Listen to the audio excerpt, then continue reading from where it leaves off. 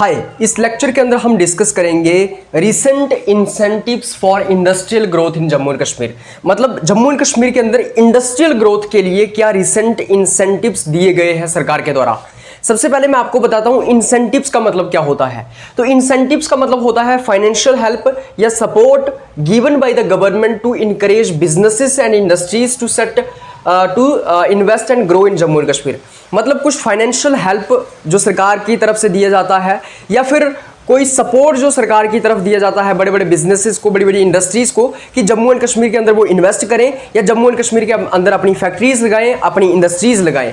तो बेसिकली सरकार जो है कुछ इंसेंटिव्स देने का काम करती है, कुछ सपोर्ट करने का काम करती है, फाइनेंशियल हेल्प करने का काम करती है, जिससे कि अलग अलग इंडस्ट्रीज जो हैं वो जम्मू एंड कश्मीर के अंदर इन्वेस्ट करें, अपनी फैक्ट्रीज लगाएं, जिससे कि जम्मू एंड कश्मीर की इंडस्ट्रियल डेवलपमेंट हो सके। तो मेन स्कीम जो इसके अंदर आती है और जिस स्कीम के अंदर कई सारे इंसेंटिव सरकार के द्वारा दिए गए हैं, उस स्कीम का नाम है new central sector scheme for industrial development of Jammu and Kashmir. 2021 से लेकर 2037 तक ये स्कीम जो है वो चलेगी। और इस स्कीम का नाम क्या है? New central sector scheme for industrial development of Jammu and Kashmir. अब ये जो स्कीम है इसके अंदर कई सारे इंसेंटिव्स दिए गए हैं। वो जो इंसेंटिव्स थे मैंने इस स्कीम के अंदर डिस्कस कर लिए थे। इस स्कीम को मैंने जैसे आपको बताया था कि industrial policy of Jammu and Kashmir after 2019, उसके नाम से हमने इसको पढ़ा था और मैंने इंसेंटिव्स उसके अंदर डिस्कस किए थे। इसके अंदर जो टोटल बजट था, आउटले था वो 28,400 करोड़ रुपए का था और 16 साल के लिए जो है ये स्कीम चलेगी। और ये मेन सेंट्रल स्कीम है जिसके अंदर कई सारे इंसेंटिव्स दिए गए हैं। जैसे कि आपको जो है अगर आप कहीं पे इन्वेस्ट करते हो, 1 करोड़ रुपए की इन्वेस्ट करते हो तो उसमें 30% आपको वापस मिल जाएगा, मतलब 30% उसका वापस मिल जाएगा। आपका जीएसटी माफ हो जाएगा या रिफंड हो जाएगा। आपको लोन्स के ऊपर कुछ इंटरेस्ट सरकार दे देगी। तो वो इंसेंटिव्स इस स्कीम के अंदर दिए गए थे ताकि जम्मू एंड कश्मीर के अंदर इंडस्ट्रियल डेवलपमेंट हो सके। उन इंसेंटिव्स को मैंने उस वीडियो के अंदर डिस्कस किया था, लेकिन उस वीडियो को मैं यहाँ पे डाल रहा हूँ, यहाँ पे जोड़ रहा हूँ। याद रखिएगा वहाँ पे मैंने इंसेंटिव्स को कंपोनेंट की मतलब एज अ कंपोनेंट डिस्कस किया है। तो कंपोनेंट वहां पे मैं कह रहा हूं कि ये कंपोनेंट है पहला, ये दूसरा कंपोनेंट है, ये तीसरा कंपोनेंट है। तो वो कंपोनेंट इंसेंटिव्स ही है, तो उनको आप इंसेंटिव्स ही समझिए। जिसके अंदर मैंने बताया है कि कैपिटल का सबवेंशन आपको मिला हुआ है, कैपिटल इन्वेस्टमेंट का सबवेंशन है। उसके बाद मैंने आपको बताया है कि आपको जीएसटी रिफंडिंग है, या जो भी मैंने आप कंपोनेंट्स उसके अंदर बताए हैं वो इंसेंटिव्स ही हैं। और उस वीडियो को यहाँ पे मैं अटैच कर रहा हूँ।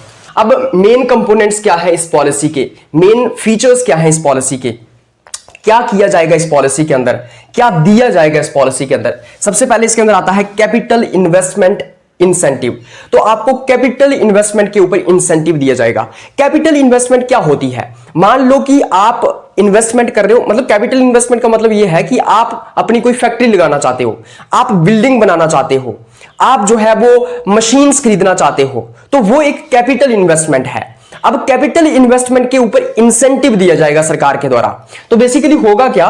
फाइनेंशियल सपोर्ट फॉर न्यू और existing industries that invest in plant machinery and technology.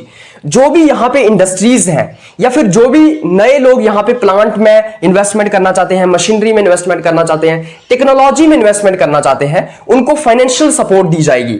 इसमें जो इंसेंटिव दिया जाएगा वो है 30% तक का, मतलब आपने जो इन्वेस्टमेंट की है उसमें 30% तक का इंसेंटिव आपको दिया जाएगा और मैक्सिमम अमाउंट 5 करोड़ होगा। तो सिंपल आप इस तरीके से समझिए कि मान लो मैं एक फैक्ट्री लगाना चाहता हूं और मैं जो है उस फैक्ट्री में मान लो मैं 1 करोड़ रुपए की इन्वेस्टमेंट कर रहा हूं, मतलब मैंने 1 करोड़ रुपया इन्वेस्ट कर लिया है किसी इंडस्ट्री के अंदर, या फिर मैं कोई प्लांट लगा रहा हूं, मैंने कोई मशीनें खरीदी हैं, मशीनरी के अंदर मैंने इन्वेस्ट कर दिया 1 करोड़ रुपया। ठीक है, इसका 30% मुझे वापस मिल जाएगा। इसका 30% मुझे वापस मिल जाएगा। 30% कितना होगा? 30% होगा 30 लाख। तो 30 लाख सरकार मुझे वापस दे देगी और मैक्सिमम 5 करोड़ तक, मतलब मैक्सिमम आपको 5 करोड़ तक वापस मिल जाएगा। 5 करोड़ से अगर ज्यादा हो गया वो फिर वापस आपको नहीं मिलेगा, मतलब फिर 5 करोड़ से ज्यादा नहीं मिलेगा आपको, 5 करोड़ तक ही मैक्सिमम आपको मिलेगा। तो आपकी जो टोटल इन्वेस्टमेंट है उसका 30% आपको वापस मिल जाएगा, ये सरकार आपको देगी। उसके बाद कैपिटल इंटरेस्ट सबवेंशन। अब ये जो कैपिटल इंटरेस्ट सबवेंशन है इसका मतलब क्या है? इसका मतलब ये है कि government will pay part of interest on loans taken by industries. जो इंडस्ट्रीज के द्वारा लोन लिया गया है, मान लो मैंने अपनी इंडस्ट्री खोली है और मैंने लोन लिया है, उस लोन के ऊपर जो है जो मुझे इंटरेस्ट पे करना पड़ता है, जो मुझे इंटरेस्ट उस लोन के ऊपर देना होता है, उसका कुछ हिस्सा सरकार देगी। मान लो कि मैंने लोन लिया है, मान लो मैंने 100 करोड़ रुपए का लोन लिया है और उस 100 करोड़ रुपए के ऊपर मुझे 12% जो है इंटरेस्ट देना होता है साल का। तो ये 12% जो इंटरेस्ट मुझे साल का उस लोन के ऊपर देना होता है, इसका 6% जो है वो सरकार देगी। तो बेसिकली आपका जो आपने अगर जो लोन्स लिए हुए हैं, उन लोन्स के ऊपर कुछ इंटरेस्ट जो है सरकार पे करेगी। तो ये इसके अंदर आता है कैपिटल इंटरेस्ट सबवेंशन। तो बेसिकली इसके अंदर आपको 6% इंटरेस्ट सबवेंशन मिलेगा, मतलब हेल्प मिलेगी सरकार की तरफ से। 6% की हेल्प मिलेगी 7 सालों के लिए। तो मैंने आपको बताया, मान लो मैंने 100 करोड़ रुपए का लोन लिया है, मैंने 100 करोड़ रुपए का लोन लिया है और मैं इसके ऊपर दे रहा हूं 12% मुझे इंटरेस्ट देना होगा 1 साल का, मतलब 12% इस लोन के ऊपर इंटरेस्ट देना होगा। तो इसका जो है 6% सरकार देगी, तो मतलब मुझे 6% ही अब देना है, राइट। मुझे अब 6% ही देना है। और कब तक देगी सरकार? तो 7 साल तक देगी। उसके बाद थर्ड कंपोनेंट इसके अंदर आता है जीएसटी रिफंड। तो बेसिकली जो आपका जीएसटी आप पे करोगे वो आपको रिफंड किया जाएगा, मतलब a percentage of GST paid by the industry will be refunded back. तो मान लो कि आपने एक इंडस्ट्री लगाई थी और उस इंडस्ट्री से आपने कई सारी चीजें बनाई, आपने अलग अलग आइटम्स बनाई। अब जब आप आइटम्स बेचोगे, अलग अलग गुड्स को जब आप बेचोगे, तो उसके ऊपर आपको सरकार को जीएसटी देना पड़ता है। लेकिन इसके अंदर क्या किया जाएगा, आपको कुछ जीएसटी जो है वो वापस कर दिया जाएगा, वो रिफंड कर दिया जाएगा। 10 सालों के लिए आपको जीएसटी का कुछ हिस्सा जो है वापस कर दिया जाएगा और 300% तक जो आपकी ओरिजिनल इन्वेस्टमेंट थी वो जीएसटी आपको दिया जाएगा। तो मान लो कि आपने 5 करोड़ रुपए की फैक्ट्री लगाई थी, मान लो आपने 5 करोड़ की क्या लगाई, फैक्ट्री लगाई, और आपने क्या किया, इसमें से कितने करोड़ की आपने मान लो कि 200 करोड़ की चीजें बेच दी, 200 करोड़ की गुड्स जो है वो बेच दी, 200 करोड़ की गुड्स बेच दी। मान लो इसमें से आपने जो है वो कितना 100 करोड़ रुपए जीएसटी दिया, 100 करोड़ रुपए जीएसटी दिया। तो इसमें से मतलब आपको 100 करोड़ का अगर जीएसटी दिया तो आपको कम से कम आपको जो है इसमें से 5 करोड़ 5 करोड़ नहीं 15 करोड़ जो है वो जीएसटी वापस मिल सकता है।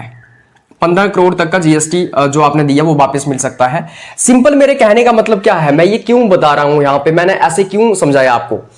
5 करोड़ ही आपने इन्वेस्टमेंट की थी, 5 करोड़ की ही इंडस्ट्री लगाई थी आपने, लेकिन 15 करोड़ आपको जीएसटी वापस मिल गया जो आपने जीएसटी पे किया था। मतलब जितनी इन्वेस्टमेंट की थी उसका 3 गुना आपको जीएसटी वापस मिल गया। तो तभी मैंने कहा कि अप टू 300% जो है ओरिजिनल इन्वेस्टमेंट का आपको वापस मिल सकता है। मान लो आपने 5 करोड़ की इंडस्ट्री लगाई थी लेकिन आपने 200 करोड़ की चीजें बेच दी और उसमें से आपने 100 करोड़ जीएसटी सरकार को दिया, तो सरकार उसमें से कम 15 करोड़ जीएसटी जो है आपको वापस दे सकती है। 15 करोड़ तक का जीएसटी आपको वापस दे सकती है 10 सालों के लिए।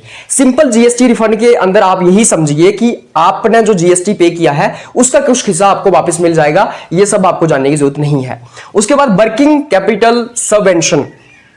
वर्किंग कैपिटल सबवेंशन का क्या मतलब है, देखो अगर आप इंडस्ट्री चला रहे हो, आपने कोई फैक्ट्री खोली हुई है, तो फैक्ट्री में एक होते हैं आपके लॉन्ग टर्म लोन्स, राइट, आपने मतलब लंबे समय के लिए लोन्स लिए हुए हैं। एक होते हैं आपके शॉर्ट टर्म लोन्स, मतलब आपने थोड़े समय के लिए लोन्स लिए हुए हैं। आपको क्या करना है, आपको किसी को सैलरी देनी है, आपको रॉ मटेरियल खरीदना है। तो जो आपका वर्किंग कैपिटल है, मतलब जो शॉर्ट टर्म लोन्स आपने ले रखे हैं, वो आपको उसका कुछ हिस्सा जो है उसके अंदर कुछ इंटरेस्ट जो है वो सरकार पे करेगी। तो small businesses get 5% interest help on short term loans for 5 years to run daily operations. तो मान लो आपने जो है वो 1 करोड़ का लोन लिया हुआ है, 1 करोड़ रुपए का लोन लिया हुआ है, तो 5 साल के लिए जो है, मान लो आपने 1 करोड़ का लोन लिया हुआ है, इसके ऊपर जो है आप कितना 10% आप इंटरेस्ट दे रहे हो, इसके ऊपर आपको 10% इंटरेस्ट देना होगा। तो 10% में से 5% इंटरेस्ट जो है वो सरकार दे देगी 5 साल के लिए, ठीक है। उसके बाद लैंड अलॉटमेंट पॉलिसी 2021। तो ये जो लैंड अलॉटमेंट पॉलिसी है 2021, इसके अंदर क्या किया जाएगा, इसके अंदर जो है वो गवर्नमेंट जो है वो जमीन देगी 40 साल के लिए लीज के ऊपर, मतलब रेंट के ऊपर 40 साल के लिए गवर्नमेंट आपको जमीन प्रोवाइड करेगी। मान लो आपने फैक्ट्री लगानी है किसी एक एरिया में, तो सरकार आपको जमीन देगी 40 साल के लिए 40 साल के लिए देगी, लीज के ऊपर देगी, रेंट के ऊपर देगी। और इसके अंदर स्पेशल प्रेफरेंस किसको दी जाएगी, लोकल लोगों को दी जाएगी, महिलाओं को दी जाएगी और एससी और एसटी को दी जाएगी। मतलब उनको पहले जो है वो प्रेफरेंस दी जाएगी, किसको, वुमेन्स को, जो लोकल है या फिर जो एससी एसटी है। और 40 साल के लिए सरकार आपको लीज पे जमीन दे सकती है, देगी। उसके बाद focus sectors in Jammu and Kashmir. अब इस पॉलिसी के अंदर कौन से सेक्टर्स के ऊपर ज्यादा फोकस किया जा रहा है, मतलब कौन सी इंडस्ट्रीज के ऊपर भी ज्यादा फोकस किया जा रहा है, कौन सी इंडस्ट्री, मतलब कौन से सेक्टर के अंदर कौन से सेक्टर के अंदर ज्यादा फोकस किया जा रहा है। तो सबसे पहले आ गया हॉर्टिकल्चर एंड फूड प्रोसेसिंग।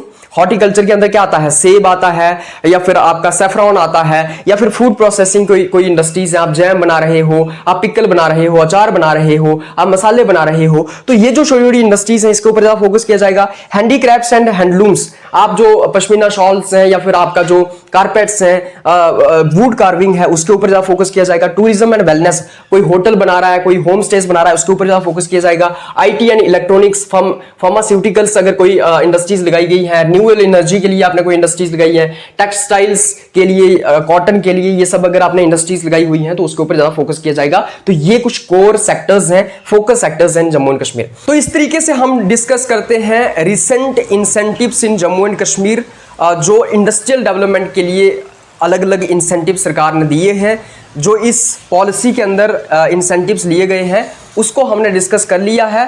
तो ये जो लेक्चर है हमारा यहीं पे खत्म होता है। अगर आपको इस लेक्चर का पीडीएफ चाहिए तो आप सबसे पहले इस चैनल की मेंबरशिप ज्वाइन कर लीजिए। अगर आप मेंबरशिप ज्वाइन कर लेंगे उसके बाद मैं आपको इसका पीडीएफ प्रोवाइड कर दूंगा। मेंबरशिप ज्वाइन करने के लिए नीचे ज्वाइन का बटन होगा सब्सक्राइब के साथ में, अगर सब्सक्राइब नहीं किया है तो सब्सक्राइब कर लीजिए, ज्वाइन का बटन फिर मिल जाएगा, और जब ज्वाइन कर लेंगे फिर मैं पीडीएफ प्रोवाइड कर दूंगा। तो ठीक है, फिर मिलते हैं आपके साथ नेक्स्ट लेक्चर में, तब तक आप सबको बाय बाय, टेक केयर।